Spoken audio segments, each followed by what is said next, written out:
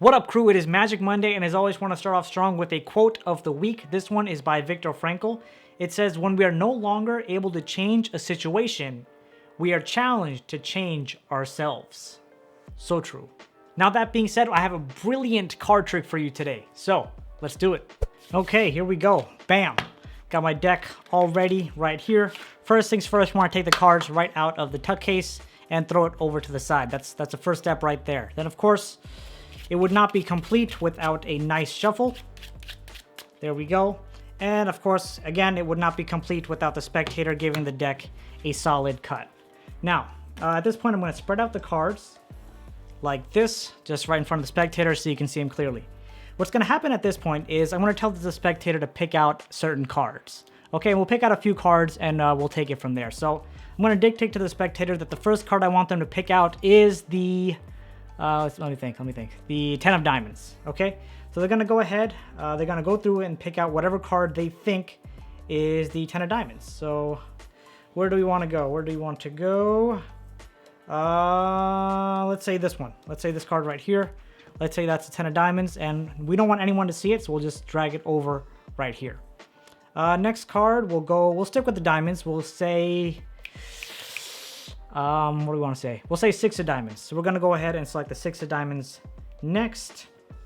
6 of diamonds. We just went on this side. We'll go somewhere here. 6 of diamonds. We'll say this card right here is a 6 of diamonds. Again, I don't want to see it. So boom, leave it right there. Now, 6 of diamonds. So we have 10 of diamonds, 6 of diamonds. We'll change course. We'll go 4 of clubs. Okay, 4 of clubs. We did this side. We'll go in the center. 4 of clubs. Let's say spectator selects this card to be the 4 of clubs, so we'll put it right here. Again, I don't want anyone to see this card. We'll leave it right there. And you know what? Just to wrap things up, I'll pick the last card, and let's just wrap up nicely with the Ace of Spades. Everyone loves that card. So we went here. We just went here. We'll go on this side. Let's say this is the Ace of Spades. I'll take it, leave it right here. We can square the rest of the cards up and put them on over to the side. Right, so now we have 1, 2, 3, 4 cards right here. Okay, let's see if they're the cards that I told you to select. The first card I told you to select was the 10 of diamonds. So boom, whoa, you're pretty impressive. We got the first card. Put that over to the side. Second card I told you to select was the 6 of diamonds. Here we go. Bam, the 6 of diamonds. Oh, you are pretty good at this. You are quite good at this. Now, next card. Let's see, next card I said was the 4 of clubs. I told you to select the 4 of clubs. And bam, you got that right on point too. And of course, I wanted to wrap up nicely with the Ace of Spades. So there we go. There's that ace. Beautiful. Here we are at the tutorial. Just a little bit of background on this effect. It's known as Wizard's Will by Jordan. And it's actually a version of Al Baker's 3-billet trick. So that being said, let's get started. Now, a bit of a disclaimer. This is not a simple card trick to learn. So if you're here for simplicity, you should leave right now because this will not be for you. Now, I have taught other versions of this trick on my channel that use this one-ahead principle and pretty much done in the same way. But the difference here is this is not a marked deck, and no one, including the spectator or the performer, sees which cards are being selected, which I think really just puts this over the top, especially because this is not a marked deck. Now, because of what I just mentioned, these cards will need to be set up. So you can actually set it up in any way that you like. You can use a stack, or you can just use a brand new deck order, which is pretty much what I did for my performance. So whichever way that you like stacking the deck, and as long as you can memorize it very well, that's the order that you should arrange your card in. That's the order you want to arrange your cards in, because you want to be able to locate one card based off of another card.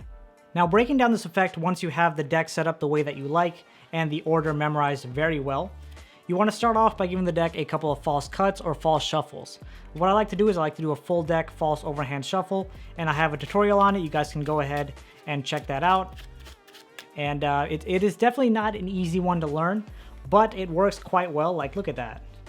Still in the same order. But the whole point is you want to give the deck a nice shuffle in the beginning, so in the spectator's mind, there's no way that the deck has been arranged.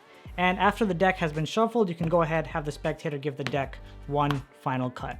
Once the deck has been cut, you want to take a peek at the bottom card.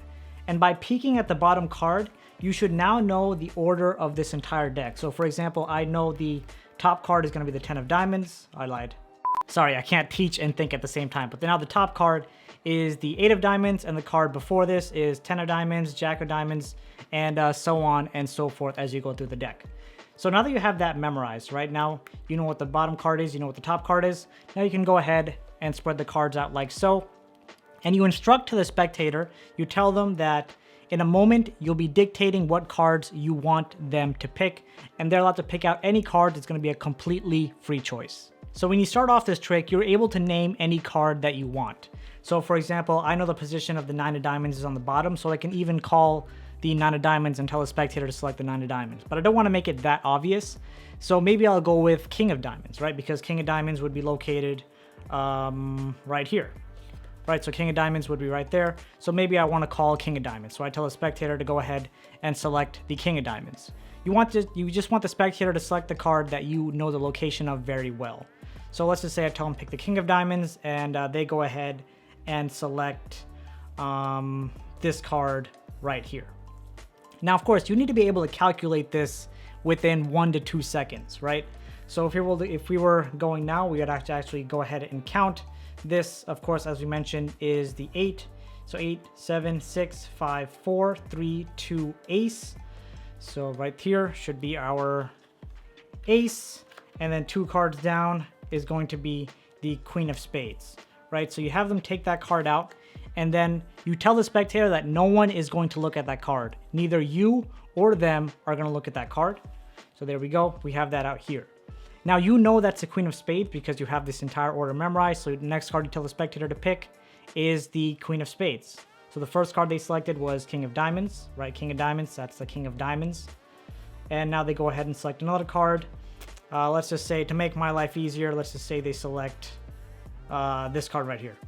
And I believe this should be the, wait, don't tell me. This is the jack of clubs. Okay, so we have this card. And again, you would just want that to drag onto the table and then shift it over to the side, put it face down. You, again, don't want anyone to see that card. And then you go ahead, you keep on using this one ahead principle. So you know this is the jack of clubs. You tell them to pick the jack of clubs. And then let's just say they pick this card because why not? And this is the, as you remember, the 9 of diamonds. So now you tell them that you are going to pick the 9 diamonds. You, not them, but you are going to pick the 9 of diamonds. Then you come here, you pick your king of diamonds. You have that king, put it down. Now there is a situation in this trick where, for example, if you tell them to pick, I think it was here. Let's say you told them to pick the 9 of diamonds at this point, and they happen to pick the king of diamonds. Then you stop the trick right there. You can immediately stop as soon as they pick your selected card. So now we can square all this up. And now we have the spectator selected cards right here. And of course, these first 3 are the ones they selected using that one ahead principle. And the last card is the one you selected. So now, of course, they're in the wrong order. So you want to fix up the order. So the way I like to do it is peel off 1 card, put it on the bottom, and then peel off 3. 1, 2, 3. And now the cards will be in the order that you stated. So first card, king of diamonds. I forgot the second card, queen of spades. Oh wait, what was the card?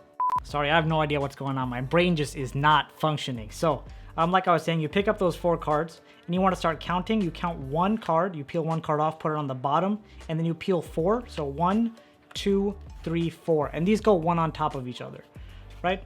So now you have the cards in the order that they were selected. So you go ahead, first card was king of diamonds, which you told them to select. The next card you told them to select was the queen of spades. Then it was the jack of clubs. And then it was the 9 of diamonds. So then you could see the spectator will actually be like, their mind will be blown. Like I can't express how powerful this effect is, because in the spectator's mind, they're doing it all.